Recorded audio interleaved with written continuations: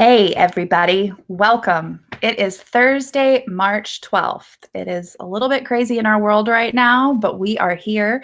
I am Jenny Guy. I'm the Director of Marketing for Mediavine and the host of Teal Talk, and I'm very grateful that you are joining us today. In current events, daylight savings time started for most of the U.S. states over the weekend, which coincided with International Women's Day and resulted in more confusion and deprivation for females. Perfect. And then in other news, spring starts officially 1 week from today. The season of rebirth and fresh starts and green grass. And I think that that is something we could all do with right now in our lives. I know that on everybody's minds and thoughts right now is what's going on in our world and in our country. But what I'm excited about is we can have a whole hour to just sit in our home pods and talk about our websites and not the big elephant in the room, the virus elephant in the room. I'm so excited. So as I was saying, spring, rebirth, green grass, fresh starts, which means it's time for spring cleaning, which could be your closet, your pantry, pockets of your winter coats, unless you are me and you love the dollar pocket lottery to happen when the next year, you know, when you put on your coat that you haven't worn in like 8 months and you stick your hand in the pocket and you're like, $5. It gets me every time. But what we're talking about today, us being Mediavine, is your website. Have any of you guys ever done this? A deep and thorough cleansing to get rid of the things you don't need anymore that are just taking up space and weighing and slowing you down. It sounds like a great idea, but how do you make this happen? Enter my amazing guests. Lauren Gray is the founder of Once Coupled and believes in doing everything with passion and transparency, which mostly means she sends really long emails riddled with exclamation points. Girl, same. She's worked with over 500 plus bloggers on projects from reducing above the fold white space to taking a site from a 0 page speed optimization score to green. When she's not making your site faster and easier for you to manage, Lauren enjoys crime TV, mojitos, and long walks on the beach with her dog. Hi, Lauren. Welcome back to Teal Talk. It's been a while. It has been. I think we did a spring talk like this last year. I think we lost Jenny. She's the glue. She's what kept it together. She is. I can't even tell if we're still live. I don't know. Andrew just waved at us, so eventually. So maybe we're still here. We don't know where Jenny is. Nope. Jacob, should I introduce you? I've got your bio here. Great. Yeah. Well, I'm here with Jacob Feltner. He is a support engineering manager at Mediavine, as well as a husband and dog dad. He's an expert in all things Mediavine ads, more specifically, what plays nicely with them and what breaks them. He spends his day trying to make publishers all the dollars, and his nights adding to his knowledge as a movie buff and all-around info junkie. Welcome, Jacob, to this Facebook Live. Thank you, Lauren. This is it was a good recovery. Very good recovery. You're doing great. That was new. Oh, there she is. I am my computer legit went black screen for no reason. Well, we made the best of it. I'm sure you guys were brilliant, and I'm sorry that I had to come back and wreck whatever awesome conversation flow you had happening just now, but I am here. Hello. And I apologize for that. I was about to introduce our amazing, intrepid Jacob Feltner, who is our support engineering manager at Mediavine. He is also a husband and a dog dad. Let's do it again. He's an expert. I'm so sorry, I did technically read his bio out. Yeah, Lauren actually already did that, but if you want to do it again, like. Oh, you read his bio? Oh my gosh. I did. Awesome. Girl, couldn't have him not having an intro here. I don't even need to be here. This is awesome. Okay. So I'm glad I just got all the comments and I'm reading all the things. We're so glad you're here. Okay. Let's dispense with the formalities. We're going to be doing some fun stuff here where we ask a good audience interactive question. So the one we're going to start with is just a pretty simple one, which is how is your site speed right now? Post your last mobile score in GPSI in the comments if you dare. And, and then any other questions you have for Jacob or Lauren, please feel free to post in the comments. We will be talking about all the things. So to start out with, let's kick off with telling me a little bit about yourselves and why you think I've asked you to share your expertise on this particular episode of Teal Talk, other than the fact that you're lovely humans. I love hanging out with you and spending time with you. So Lauren, will you start for me, please? Yeah, absolutely. I'm Lauren with Once Coupled, as my bio originally introduced me. I just love working one-on-one with clients personally. I really like getting to build relationships with my clients. I'm personally very intrigued by like complex problems. So I love bigger projects where we get to solve stuff. And a big part of that has been site speed. And I'm personally a perfectionist. So as high as we can get your scores with as much compromise on functionality as possible, really what drives me and I don't know, kind of what I like to do in my day-to-day. I've got a team of another 3 to 4 developers, depending on the projects, that work with me, and their expertise is either in custom themes or in site speed. And we've done a ton of site speed projects. I mean, all of my custom themes focus on that. But Eric a couple years ago was like, site speed's going to be big. Get into site speed now. And when Eric tells you to do something, you better do it. So we started doing site speed and it did become a big trend. And I'm so excited. There's like so many because it became such a big trend, so many solutions have been put out to help everyone do better with their site speed. So we've done a lot of audits and a lot of work with clients, and we love to see that clients have come, and not even just clients, but food blogs in general have come so far. I mean, there's so many things there, but it's so wonderful to hear that people outside of those that he is paying do the thing that we do, which is what Eric said, something we do it. Yep. It's good to know. Good to know. Yes, I don't live in a world. I've never lived in a world where speed was not a thing. It just is. The Need for Speed Hawkburger lives that life. Okay, Jacob, same to you. Tell me what you do on the daily and why I invited you to be here other than your delightful beard. Oh boy. Well, I joined Mediavine just under 2 years ago. And I came with a background in web development for a couple years, and that was my initial kind of professional goal in life. But, I've always loved helping people. I've had a job since I was about 15, and the vast majority of those jobs were about helping people in some way, shape, or form, directly connecting with people and helping them out. And it's always something that I've enjoyed, that I've had a passion for. And, this opportunity came my way. And, with the time that I've been with the company, I've become pretty familiar with not only our technologies, our plugins, our script, all the fun tech. I've also seen how it interacts with the myriad of possibilities, whether it be, other plugins, other themes, just every situation imaginable.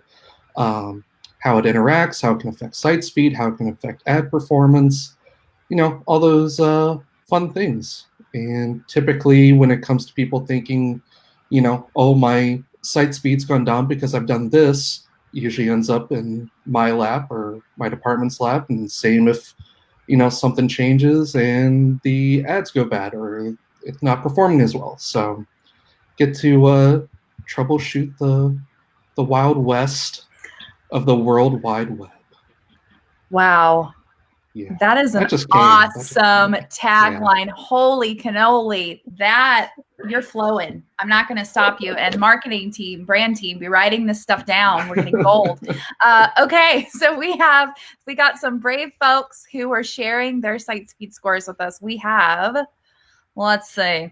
We have Andrew Eaton said 44 mobile, 94 desktop. Janice Luke Smith said 64 on mobile, 97 on desktop. And Mary Elizabeth, I think it's Wojta, said 63 on mobile and 92 on desktop. And then just for another comment that caused both Lauren and I to smile while you were talking, I think that's what she was smiling at. Yuri No said, who is this delightfully bearded man? I need his digits. So you've already got people watching that are asking for your phone number. So she said she was going to do that. And should we tell them who she is, or just let everyone know that you're the stud that you are? Oh, that's my lovely wife. All right. That's my lovely wife. I was Partner in gonna let it crime. ride with just the fans asking for your digits, because that's No, nobody needs my phone number. Well, I have it, but I work. Oh, well, okay. All right. So, okay, Thea Osborne said 5693, and she has a sad face with that one. Okay, so let's talk a little bit about what are some of the most common site speed issues that you're coming across, Lauren, and how can we fix them? We'll start with Lauren, and then Jacob will kind of take that from an ad perspective. But let's start with speed. What are some of those most common things we're seeing? I mean, the biggest thing that we always see is images. There's always more that can be done with images. Like at the simplest form, you can turn on lazy loading for images, and that can make a big impact on your speed scores and how quickly your site can load initially. It's kind of like it's kind of like putting a blanket over a problem because if you're not actually optimizing your images, like you're just kind of ignoring it, and it looks a little better and things are feeling better, but there's always more that can be done with your images. So ShortPixel is a good optimization tool. There's a whole bunch of them. ShortPixel is just the one that, I used. I did a bunch of tests with a few years ago. Who knows if it's still the best, now, but it's the one that I typically refer to. But ShortPixel can compress your images. If you're inserting really large images and you can insert smaller ones, that makes a big difference. Andrew Wilder from NerdPress has talked about, I don't know if it was on the talk here, but has talked about how because images are I don't know how to do this math. I should not talk about math. I love talking about math. It's my favorite. I don't believe you. You've said a lot of things now beforehand that now I know not to believe anything you say. But essentially, if you multiply width times height, you get a larger number. If it's 2 times the square, okay, you know what? I can't do math. Whoa. Let's not talk about it. Exactly. The image size is twice as large, but it will be 4 times larger in file size. I'm sorry I sent us down that rabbit hole, but what I'm trying to say is that a smaller image is better. Compressing images with ShortPixel is better. Lazy loading is better. We see huge gains. That's always the first thing we work on with clients is images. So size does matter, period, definitively. Size matters, and it's smaller is better, and you heard it here. So that's just the way it is. Okay, so we had a question, but then I want to go to, we're getting a ton of questions. Okay, Victor says, hi, what's more important or better score at page speed insights or the actual speed of site measured with Pingdom? So for example, I get a score on page speed insights I can see by eye or by measuring that website is actually slower. We're going to talk a little bit about where is from what I'm gathering, Victor, is that you're asking where is the best place to measure page speed. And we actually have a question about that. But Jacob, tell them where we like to measure page speed, please. It's primarily Google Page Speed Insights. The best thing about that is it's basically hitting 2 of the most important groups of people that can impact your website, which are the readers and Google themselves. These are the metrics that Google likes, that they want people to judge against. So you always want to make Google happy, but it's also a way of kind of better replicating the user experience, because a lot of other site speed tools, they kind of wait for, literally everything to load, including the ads, which can kind of skew the scores a little bit to make it seem, drastically worse than what it is, because all of our ads are lazy loaded. So when a user experiences it, when they go to the site, they're seeing it as they see it, as they scroll, as it comes into view. Whereas some other site speed tools, they don't view it the same way. So overall, start with GPSI. You'll be in good shape. I mean, exactly. Yeah. No user cares what's loading on the bottom of your site when they're visiting your site. I'm not scrolling to the bottom being like, slow. I don't like this site. That's not something I do. I don't check the bottom of a website when I'm trying to get something to load on my phone. So it's measuring what a user actually does. Lauren, do you have any thoughts to add to that on Pingdom or anything? Yeah, I mean, I think it's interesting because a lot of those other tools will take into account those ads like Jacob was saying. So like there can be variation based on how optimized an ad campaign that's being tested is. So you'll see larger amount of variations. We get a lot of questions from clients that are asking why Search Console or Google Analytics is telling them that a page on their site is suddenly loading much slower. And like I can't tell you why, because I'm not testing it with ads. So if you haven't done anything different on that site, it's probably not that the page is loading any different. It's probably that a different ad is being tested. And we don't really see the impact of those ads because we're using PageSpeed Insights and it doesn't use those. It doesn't like analyze those. And also because of the changes that have been made to ads to make them more like user-friendly. But I know beforehand, before Google PageSpeed Insights changed like 6 times and got updates every month to make our lives harder. Livehouse. Yeah. I used to like email Mediavine regularly because I would see like an unoptimized campaign. It would be crazy pulling scores down. And I think that like those could be factors. And I know Mediavine is always working if they see those campaigns to reach out and, you know, ask them to optimize this. Don't try and upload a giant image, etc.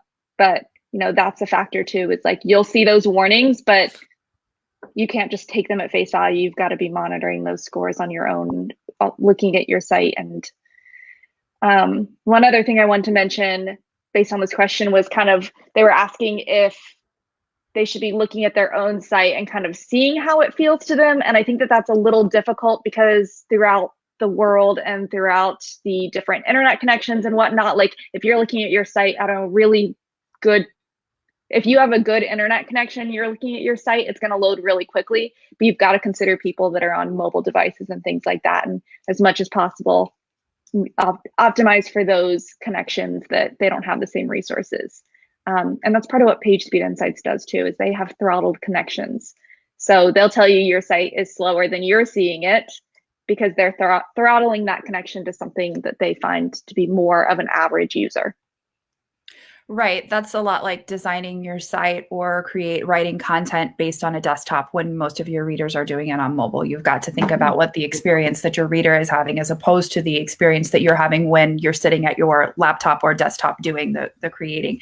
Jacob, you mentioned lazy loading, and I know that we have 800,000 blog posts, help docs, various things about it, but I think that it's possible that there are some of our audience who do not know what you're talking about and why it matters. And I think that there are also some people who think that that is the norm, that all ad companies use lazy loading for their ads. And so why does it matter? What does it mean? Why is it good to be lazy?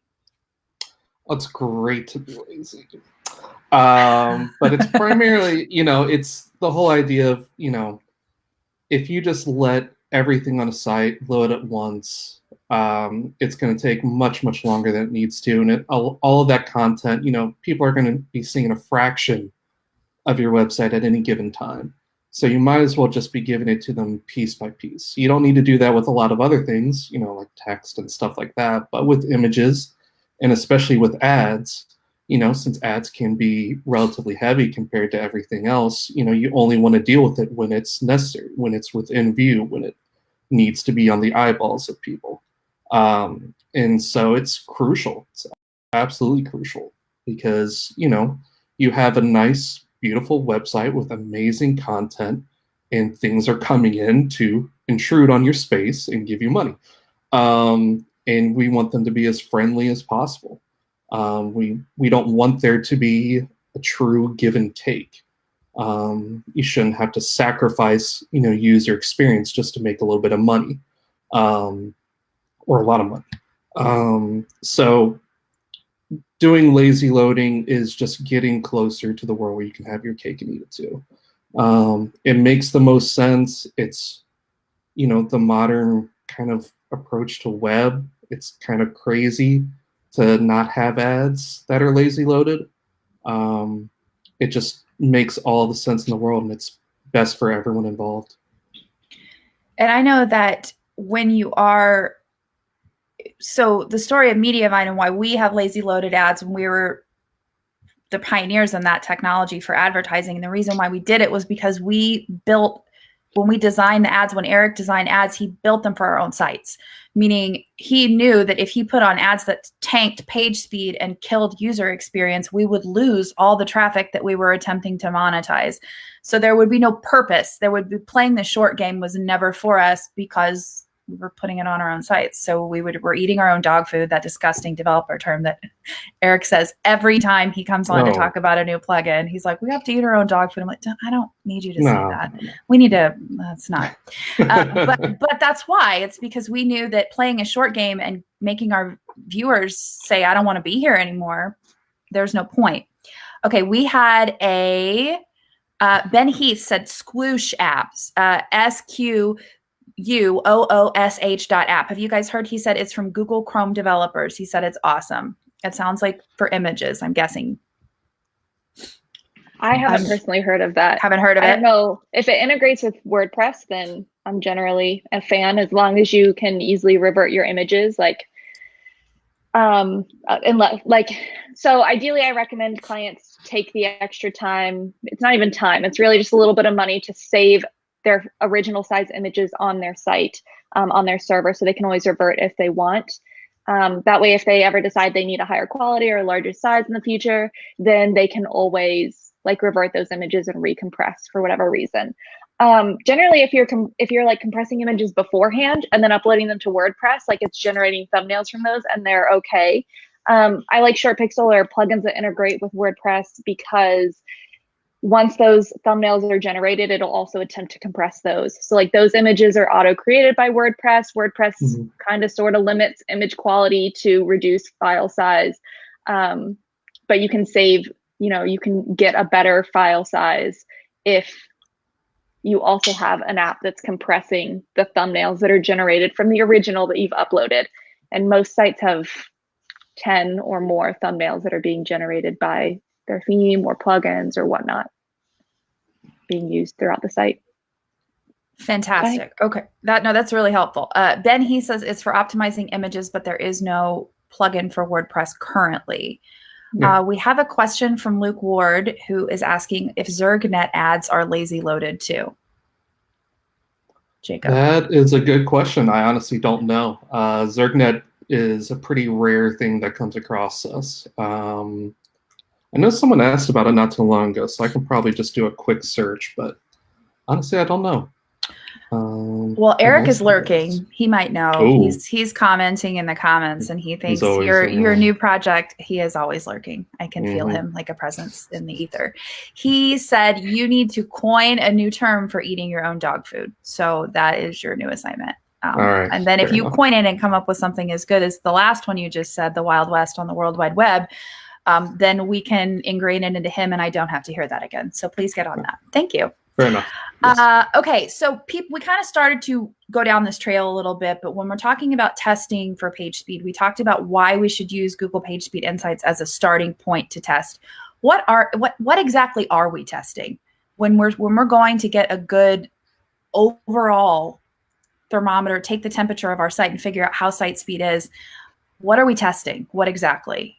Lauren, will you start with that, please? I don't know what you're asking. What do you mean, what are we testing? We're testing your site speed. So I think that a lot of people, what I'm trying to get you to, Jacob, do you know what I'm trying to get her to say? Yeah, I mean, it's basically, it's measuring, I think I know what you're saying. It's measuring pretty much every kind of user experience. It's not just taking desktop into account. It's taking mobile into account. It's testing different kind of experiences, whether it be with throttled speed or not. Is that what you're getting at? Partially, but I'm also just getting at you can't just test your home page for your page speed. You need to go into your popular post. A lot of times, people that are like, my speed is rocking, it's banging, lightning fast. You're like, it's your home page, and no one is there. So you need to check your most. I think checking your most popular posts would probably be smart. That's what I would say, but I'll leave it to the experts. Yeah, it definitely makes a lot of sense. I mean, usually a lot of people's home pages are going to be fancier than their blog posts. It's probably going to be a little more intensive. They might have things on there that they don't have anywhere else, larger image sizes, who knows, maybe some fancy animation and whatnot. But, if you're getting a lot of traffic to your homepage, take it into consideration. But really, I think, simplifying your site overall, even the homepage, is worth doing. People, you're making great content. That's why people are coming to your site. That's why they typically stay on your site. Not because you have a fancy slider on your homepage, because that'll just kill speed. They're not just there for my slider? I know, right? Yeah. Dropping knowledge bombs. But yeah, definitely focus. If you don't know where to start in terms of like which exact spot on my site do I test, start with your most popular post and just kind of build out from there. So you were saying simplify. I think that would be a really great quote from Eric Hochberger. Zergnet is not lazy loaded, according to him. So there you have the answer. So when you say getting started, I know we talked about images is there any other place to get our teeth into on our sites to start, Jacob, where you would recommend starting with page speed? Yeah, I mean, it's a big thing. That's why we're here. That's why we're talking about it. But I think another thing, especially as it relates to our ads, is probably asset optimization, script deferment, CSS deferment, stuff like that, which is basically just a fancy way of saying shrinking the size of the scripts that are loading on your site, or basically telling them, let your page load before the script has had time to fully load. You don't want anything blocking your script or your site from actually loading. You don't want to wait on a specific script to load, because sometimes that can just completely destroy a user experience, because all they see is a blank screen. But if you look in the network tab of DevTools, I'm using fancy words right now, but you'll see something is just taking forever to load, and that's just because it isn't being deferred. But the big thing to keep in mind with that is, while it is important, the asset optimization, the minification, the shrinking of these scripts will and often does impact, whether it could potentially affect our ad script, it could affect grow or create, it could alter it in some way. So while you do want to do that, like with anything that's pretty powerful and is going to make your site quicker and is going to affect other things' functionality, and you have no kind of insight into it, just tread softly, turn it on, test all the functionality on your site, make sure ads are loading properly, make sure your create card looks good, make sure your opt-in forms are behaving properly, because you just never know what's going to happen when everything is kind of smashed together and shrunk. And you want a plugin that gives you leeway, that gives you access to say, okay, don't touch Mediavine stuff, or don't touch jQuery, because a lot of things are dependent on jQuery, and if it doesn't load in a certain way, it'll cause things to go hooey. So just, anytime you get into that world, don't be afraid of it. Just be logical about it, be kind of clinical about it, step by step. If something doesn't go right, there are ways to make it better if you have a good plugin, by excluding it from being optimized, and you still get the benefit of shrinking everything else. It's just, a lot of plugins are really good about telling you that up front. If you turn this on, this could break something, tread softly, but they're not always that nice. Speaking of plugins, let's segue. Actually, no, I wanted to grab one more quick question from our audience. Okay, Amelia Meyer says, question for you. My team is pumping out awesome content. Good to know. We are using Pinterest and SEO best practices. My site speed is fast. My question is, my blog is 8 years old. I deleted hundreds and am slowly going through the rest of them, but what do I focus on as far as updating them? Tags, photos, length? Could old content still be, quote, weighing down my site? And as I am making these changes, how long do I wait before I should see a big difference? A couple of months, a year? Who wants to take it? Who wants to jump in? Lauren, you got it? I would say that delete. Are we talking about deleting old posts? I believe that's what she's referring to. She's saying she's got an 8-year-old blog. She And has she's been deleted some old posts, and we actually had a question about that further down because it's a hot topic always when people have been blogging for a long time and had a lot of content that they may not be as proud of in the past. Right. Yeah. So what do we, I mean, the dark photos of the food that you took, you don't know, it's okay. We all have things that we're like, I look at some of my middle school ensemble choices and I'm appalled.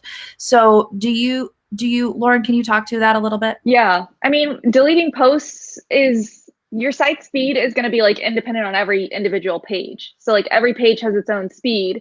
And if we're saying that Google is considering that page speed, it's only considering it per that page. So if you're deleting old posts, then that's not going to hurt or improve the page speed of other pages on your site. Like removing old content in terms of updating old posts and inserting smaller, like resized images, or basically like deleting old embeds that might be in there that you don't really need anymore. Like a lot of people used to embed the Pinterest widget for their, like, to follow them, and like that'd be in all their old posts. Well, if you don't need that and you go back and you remove it, that'd be great. But I don't think deleting old posts is really going to be helpful. And there are some cases where like cleaning up your database, like getting a smaller database would be helpful. But usually deleting old posts is not going to be the impactful way to do that. Like just removing some posts isn't going to make a huge difference. Like my team is literally working on a database with one client. We've gotten her down from 8 gigabytes to 3.5. And it's not because we're deleting old posts. It's because like there's plugins that are being used, like Thrive Leads. Was huge because it records like every action that people, every time something pops up on your site, and whether people do or don't opt into it, to generate statistics for you. And as far as we could tell, there was no way to turn that off. So like we dropped that table and deleted that plugin. There was one other, she was running contests through Gravity Forms. So she had like, if she had 10 contests running at a time and they each had 70,000 entries in them, there were a ton of rows in her database related to that. Like old plugins, stuff like that, that were really increasing the size of her database. So on older sites, we're more likely to see something where either plugins you're not using anymore, or just like plugins that are adding a lot of data you probably don't need, could be increasing your database size. But I wouldn't say that deleting old posts is going to be impactful for speed. Very helpful. Jacob, do you have anything to add to that based on the question?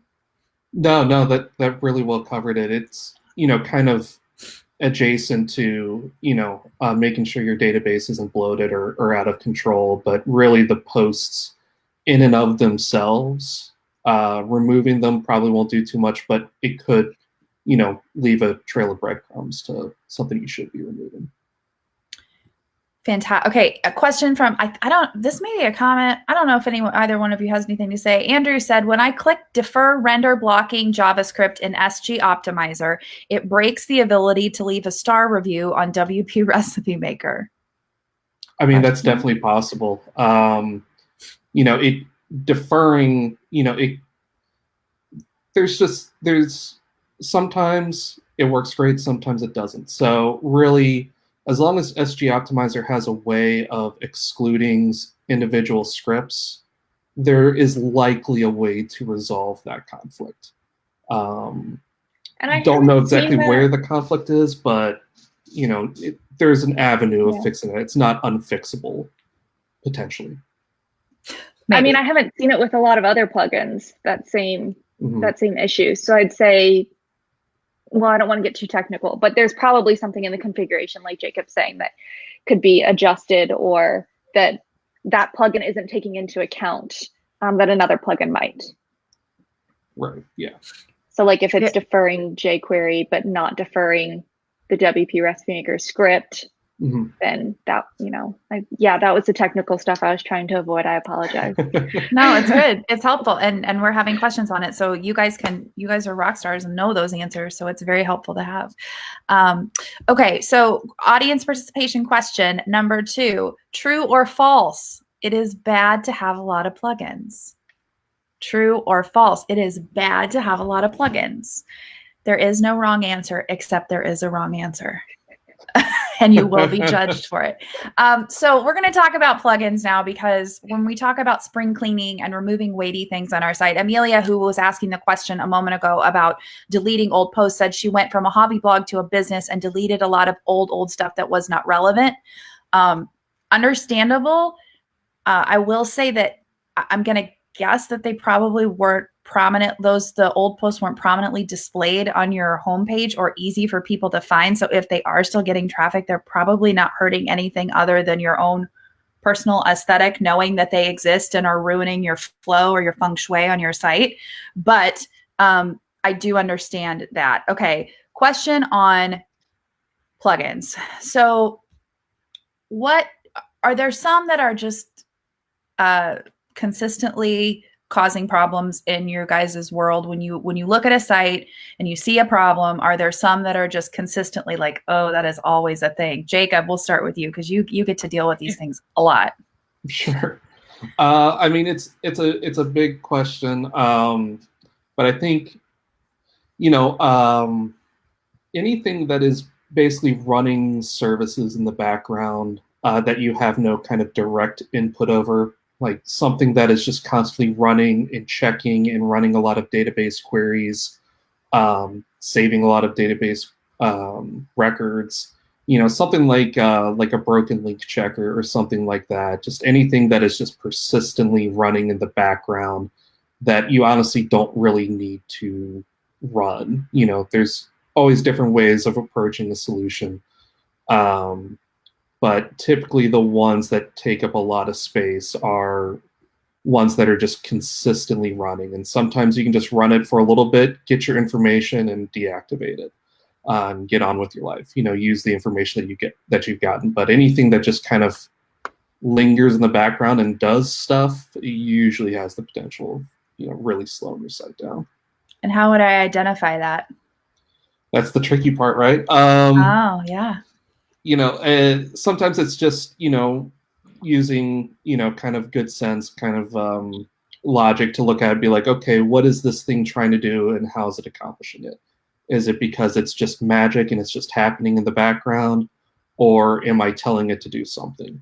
And if it's, logging a lot of redirects per se, like one, prominent issue that we warn about in one of our help pages is, some sites, they have redirection plugins that log every time someone gets redirected, but they don't have the ability to only do it on kind of internal links. And so, our ads are doing stuff in the background that sometimes do involve redirects or 404 errors. It doesn't impact anything, it doesn't hurt anything, but each one of those is being logged, and it'll log, and it'll log, and it'll log, and it'll log. And it is too much. So that's another thing to keep an eye out for. If your redirection plugin, like as long as you have a way to kind of target specific kind of 404 errors or specific posts where you're wanting to monitor the redirection, those are great. But if it's just an all-encompassing, plugin that just catches anything and everything, that'll definitely slow things down for you. Awesome. Great feedback. Okay. Same with question to you, Lauren. Are there any perpetual offenders that you're seeing or things to look out for? Those are really good ones, Jacob. I just want to say that because those are really hard ones to identify. So they're like good ones to call out by name. I would say with us, like, I don't see any as problematic. Google's being a little more forgiving with some types of features that we see a lot, like sliders. Those plugins we try and recommend against. We try and say, like, here's the compromise that you're making to have this sort of experience that you want for your users, or this visual. Here's the impact it's going to have on speed. Usually it's not too big of an impact anymore. It used to be like it would crazy drag your scores down. Now that could be the one compromise you make on your site. But like sliders is something, pop-ups. So a lot of like external scripts, like your ConvertKit, and I'm not saying to remove this, but your ConvertKit pop-up, like it uses a JavaScript call reference that is pulling that up, and you're usually going to see that because it's an external script, so you don't have control over optimizing it. You're going to see it in your PageSpeed Insights, your waterfall analysis, anything like that. Again, like, it's not a huge impact, so the benefit, I think, outweighs the impact that's there. But that's the sort of stuff that we are generally regularly talking to clients about, is like, where do you want to make these compromises? Do you need like something similar to sliders? Is there's like the tabs, there's like, I see this a lot, it goes up and down in trend, but it's like there's like 3 tabs at the top, and you can switch between recent posts in those like 3 categories. That's based on JavaScript. Sliders are JavaScript, pop-ups are JavaScript. Hotjar is something we see clients use a lot. It's JavaScript, and it's like, Hotjar is something I would definitely say only use it while you're using it. Don't just like let it run in the background forever. But anything JavaScript based, which like if you're pasting in code that ends with .js, that is JavaScript, and it's going to have an impact on your site. And a lot of functionality is, unfortunately, JavaScript based. So if you can be plain is cool. Plain Jane. Okay, we actually, talking about sliders, which we're referencing a lot, I've heard tell that potentially our WordPress framework Trellis might have that option to include some really righteous sliders that won't drag your site speed down. Jacob, is there anything you can share on that? I actually haven't seen it in action. One of my teammates, Matt Howe, is really spearheading that charge and starting the onboarding process for the people in beta. But like with everything that Mediavine tries to solve, it is with page speed in mind. And particularly with this theme, it is the pride and joy of so many engineers in our company. And we don't want to give people the most boring website in the world just to fulfill the promise of site speed. So some of these things that have always given people a headache in the past, that's kind of our goal. Recipe cards gave people a headache. Social share gave people a headache. Themes gave people a headache. And, we're going to address it with a slider. We're trying to create a unicorn for you. So we know it's taking a while, but that's our goal. And then I also know that a lot of the things we're talking about that are causing some of the page speeds with a convert kit, I know that there are plans to develop in that way as well to solve the email equation. So so that's happening too. Just so everyone knows. Okay, Amelia said, if we have old Gleam widgets for giveaways, is it worth it to get rid of those? And should she stay away from Thrive leads? Follow-up question on that is, can tons of comments on a blog post be slowing it down? Those are 3 questions. Yep. So let's start with the first one. Gleam widgets for giveaways. Is it worth it to get rid of? Yes or no? Lauren. Are those posts ranking? Like, does it matter? Do you want the page speed? I mean, yes, if you want your page speed to improve, those widgets are loading JavaScript that you don't necessarily need anymore because no one can enter those. But like, unless those posts are ranking, which might depend on where you tend to insert your giveaways, I'm not sure it'd be worth it or not. So okay. It will improve your score. May or may not be worth your time, though. Thrive leads. Opinions on those? Jacob. Thrive leads. The only thing that's jumping out to me with that is that this is a kind of a side point to make, but only because I have ad performance on my mind. And we're about to get into it. Like, whoa. No, it's more, there's one particular Thrive leads option where it does an inline form, which basically places the form in the content. And what that will do is actually nest all of your content into an additional div, which can kind of essentially hide all of your content from our script. So our script will just see one big fat div and it won't see all of your content. So if you run Thrive leads and you're like, wait a second, why did my in-content scores suddenly fall off a cliff? Why am I only seeing one in-content ad now at the very, very bottom? That is because of that. Very fixable. We'll make the adjustment, but if you then walk that back, you'd have to come back to us and we'd have to readjust it. But yeah, when it comes to whether you should remove it or not, I mean, sometimes you just have to take a hard look at it and figure out, are people actually using this? Is it, greatly benefiting, the goals for my site? And what is the kind of sacrifice that I'm making in terms of site speed? Disable it, see what your scores are, compare, contrast, and just make a value judgment. It's not the most glamorous answer, but a lot of it does come down to what makes the most sense for you. And we can't make that determination for you. We can just let you No. know what the options are and give you the data, and you fly from the nest with your data. Okay, then finally, whichever one of you wants to jump in with this one, but can tons of comments on a blog post be slowing it down? Yes. Yeah. Okay. I'm sorry, go ahead. You can go. You can address it if you want. Okay. Yeah, it's just I think the big concern with that is probably just how many database queries are going out and if it's well optimized. I mean, I don't know how much of an impact it would really have because I haven't really dug into that too much, but there are ways to see how much a given plugin or a given thing is sending out database queries, and if it's pretty extravagant, it can definitely slow down your site. That's kind of related to related post plugins as well. Those can sometimes send out a lot of unnecessary queries and slow down your site in a way that you may not really anticipate. Because you look at a related post and it's just three things. You look at comments, it's just plain text. Why would it be slowing things down? But depending on the implementation, it definitely could. Luke Ward is actually jumping in and saying that there is a great basic plugin for lazy loading comments. It's actually called, aptly, Lazy Load for Comments by Joel James. They really spent a lot of time on that title. But there's that. And then Rose, who is one of our publisher support, she said, if you have Gravatar enabled, more comments can slow things down more because of the images. Jacob, will you talk about Gravatar real quick? Oh, he just gave a groan. Tell us about the Gravatar groan you just let out.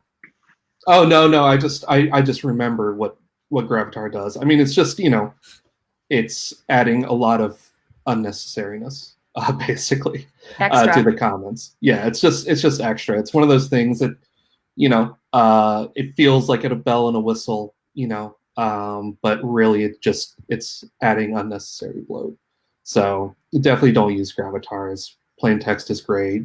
People will still be engaged. They don't need to be, represented by an icon or an avatar. You also can't really see them. So it's not, you're squinting at those little tiny round picture. Like it's not necessary. No. Also, Heather, our director of publisher support, just said Trellis lazy loads comments. So just saying. Like I said, there's a solution. They've got a solution for everything. So Lauren, what are the features of a quote good plugin? What if you're shopping for plugins or you have a need and you're going through the WordPress repository, what are some of the things you should look at that earmark something that we can't have every eventuality, but giving us some general rules? Yeah, generally you're looking for a plugin that's been updated recently. I wouldn't say that's always the case, but in most circumstances, at least, especially for functionality that's happening on your front end, or something that's maybe more like trending. You want something that's had an update recently. So recent updates, I'd say responsive support, or like some indication that the person that's writing the plugin cares about anyone else other than themselves, because plenty of people write plugins that they need, and then if it doesn't work for other people, you're out of luck. You don't want to be in that situation if you've heavily relied on a plugin. So you can, in the WordPress repository, you can look through, there's a reviews tab and there's a support tab. And there's just a lot of people giving feedback in there. And I'd say that's really, really representative of the current status of the plugin, because people will definitely share their opinion in there. They won't be shy about that. And then personally, as a developer, I like to look for documentation on a plugin. I wouldn't say that it's really a requirement. You can have good plugins without documentation, but plugins with documentation. So there's a long description, there's images at the bottom, there's question and answers. You go to an external site and it's got a whole page on how to.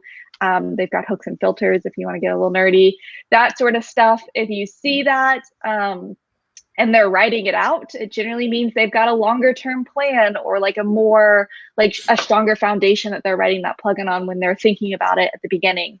So I would say those are something when I see, I'm like, okay, this person's taken this seriously. This is higher on my list. But, that's a developer thing. I get it. Jacob, anything to add to that? Yeah, this is a little more advanced. So if you want to dig into it, the opportunity's there. If you're looking at a site, you can right-click kind of in the margins of your site and view the page source, view the kind of raw, code on your site, the HTML and everything. And from there, you can see if a plugin is only applying scripts and loading things when it actually needs to. One of the things in particular about Create is that Create won't load its JavaScript or its CSS or anything. It won't reference it in the background. It won't even be loaded unless there's actually a card on the post or a list. So, it's nice when plugins don't try to just apply itself everywhere, unless it actually has to. Something a little more intelligent, smart about how it uses itself. Love that. Great advice. Okay, we just shared, Jacob, get it. We just shared a great blog post that Lauren did for us about how to do a plug-in self-audit. It's a great post. It gives you step-by-step what to look for, what to make notes of, how to diagram your thoughts and put it all on paper, or however you want to do it, Google Doc, whatever floats your boat, but to put everything out so you can see it in black and white and really make a plan then of attack on how to get that plugin, get out the things that are just bloat on your site. Jacob, question for you. I know that we already talked a little bit about how Thrive leads can play nasty with Mediavine, our ad script. What do we have any other ones that are conflicts that can cause some tricksy trouble on the back end of your site if you install? Mm-hmm. I mean, a great place to check is definitely our help pages, conflicts. There's a MailChimp pop-up that causes issues, but it really all comes down to, there's also a Rocket Loader from Cloudflare that we've seen have issues in the past.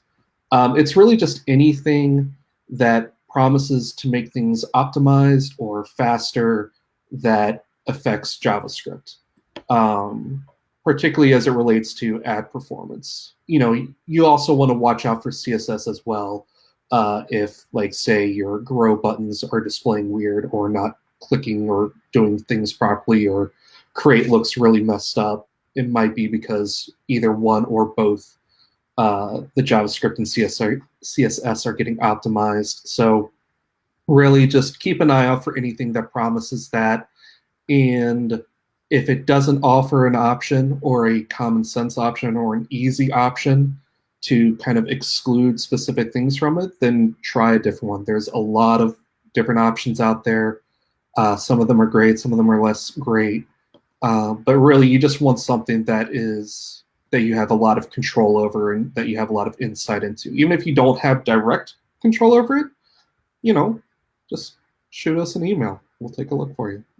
We'll tell you. Always. They're honest. Yeah. They're painfully honest. They're going to tell you. They're going to tell you what's up. Yeah. So outside of plugins, what are some, and this is unfortunately, you guys, and I know I was gone for like probably 60 seconds, the longest 60 seconds of my entire day and maybe my week and I apologize. So you guys handled it though. You're amazing. For our last question, I wanted to have you guys talk about some areas outside of plugins on the page speed that we've already talked about that people can focus on if they are committed right now to spending some time cleaning up their site and improving the speed and the weight of it. And I'm going to let you guys think about it for a second while I make a couple of quick announcements. For our next episode of Teal Talk, it is 2 weeks from today. That is Thursday, March 26th at 2 p.m. I'm being joined by the wonderful and very intelligent Amy Northard. She is a CPA and the accountant for creatives. What are we going to talk about? taxes. You're just going to be a few weeks out at that point from the deadline. And we're going to talk about, if you've waited till the last minute, we will not judge you. We will just talk about it and help you. And then we're going to get into some things that, if you've just done your taxes and you're already in good shape for this year, stuff you can start doing now while things are fresh and you're starting all over, to keep yourself in great shape moving forward. Please like us on Facebook. That way you can get all of the updates on our Teal Talk. And subscribe to our YouTube channel, because I don't know if you guys aren't subscribers to our YouTube channel, you don't know that we have a ton of video content. Not only do we edit all of our Teal Talks and upload them, we also have Eric's video series. One is Go for Teal, which talks about ad optimization and Mediavine products. And then the other, which started a few weeks ago, is SEO Like a CEO, where he's offering great SEO tips in digestible chunks, so you're not overwhelmed, and you're getting those coming every week or every other week. So that's a great place to subscribe. And let's go back to my awesome guests who steered the ship while I was off in the ether somewhere. They're amazing. They've given so many great tips and actionable items. Lauren Gray from Once Coupled, let's start with you really quick. If there are some places outside of plugins where people want to focus their attention, where would they go? Like I said before, images are my first go-to. After that, it's probably any sort of script or embed that you've got, either site-wide or on a post-by-post basis. So someone mentioned Gleam, but there's a lot of other plugins that get added into your post, like Reward Style or Pinterest, or there used to be like the fancy tweet, like little call out and stuff like that. Any of those things that you don't need anymore, especially if they're site-wide, like header, sidebar, footer, removing those would be my next big go-to, I'd say. Fantastic. Same for you, Jacob. Is there anything people can do not only to reduce the weight of their site or speed themselves up, but earn more? Mm-hmm. In terms of speed, like Lauren said, like not too long ago, we dealt with a site where they had just a simple kind of Amazon tracking script hanging out in one of their widgets, and this was causing everything to load very, very, very, very, very slowly. And sometimes it's working great, sometimes it's not. That day wasn't working great. So sometimes you just have to be aware of whatever script you're putting on your site that isn't coming specifically from a plugin. Not like Google Analytics or anything like that, but just anything that you're throwing into your sidebar, into your footer. But also, see how well your theme is performing. Switch to 2019, the 2019 theme in WordPress, and see how much of a difference it makes just by switching the theme. All the plugins stay the same, but the theme changes. Is there a dramatic difference? Sometimes there definitely is. And also, talk to your host about what their caching options are. If it can integrate with your WordPress admin, fantastic, so you don't have to keep calling them. Just see what your options are, because you don't want to put 4 caching plugins on your site, because it won't make your site quicker, I promise. Just in general, any kind of duplicate functionality, it won't make it X times better.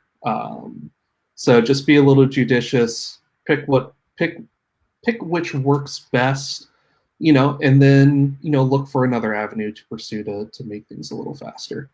And all of these things will help, because people will stay on your site and they'll see ads and they're going to keep coming back, and Google will love you and everything will be awesome.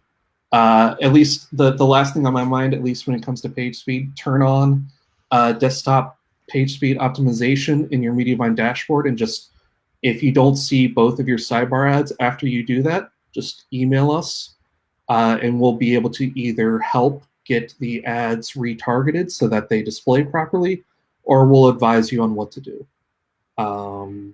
Basically, the end goal, especially with that setting turned on, is to have enough space so that all of your sidebar widgets will load, and then there's at least one widget fully out of view under the page, under the initial view, when you load the page. And if you do that, then we can put both ads underneath there, and you'll get better desktop page speed, and you won't sacrifice any revenue. Unless you're running leaderboard, but you shouldn't be running leaderboard anyways. If you don't know why, we'll tell you. So all of those things to be said, email Jacob at publishers@mediavine.com if you have questions on any of the amazing things that you just heard, and we are here to help. Also, Lauren is available at Once Coupled if you need a little more personalized attention. And I mean, let's be real, who doesn't? You can reach out to her as well. Guys, you've been amazing. I so appreciate you being here. And everybody at home, thank you for joining us. If you're joining us on the replay, howdy, how's it going? Hope you're having a great day. Everybody stay safe out there, and we will see you in 2 weeks. Bye, guys.